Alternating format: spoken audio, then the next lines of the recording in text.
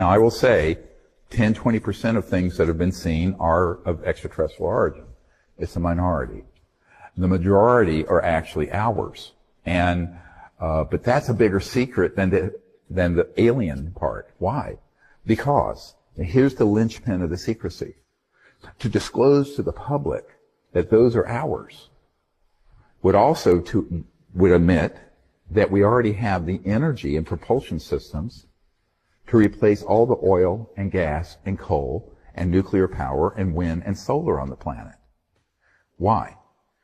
The sensors. The Pentagon has admitted they're infrared sensors of the Tic Tac and these other objects. There's no heat source. There's no jets. There's no rockets. There's no nuclear device on board creating energy, because that would be a huge, as you know, nuclear fission or fusion creates an enormous amount of heat. Nothing. Well, how are they moving? Well, they're using they're using electromagnetic field propulsion, which are very high voltage systems. We understand how they work. But for these covert programs that have been run illegally and without oversight, to admit that, for any part of the U.S. government to admit that, it'd be a scandal 1,000 times bigger than Watergate or Iran-Contra or anything you can think of. Because what it would mean is all the deaths from our space program and shuttles and Apollo missions, like my uncle worked on, and all of the pollution and all the poverty in the world and all the environmental degradation has been unnecessary since 1954.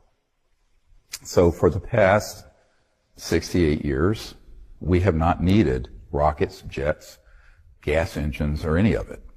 Now, that statement is, I know some people say, an outrageous statement. Then it can be proven. I mean, there's plenty of documentation.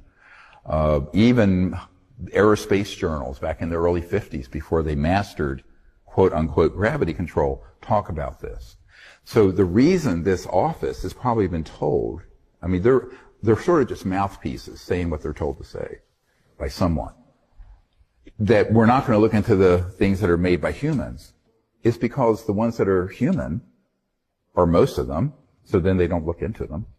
And number two, to disclose their existence would be to pull the curtain back on the crown jewel of the secrecy, the reason for the secrecy.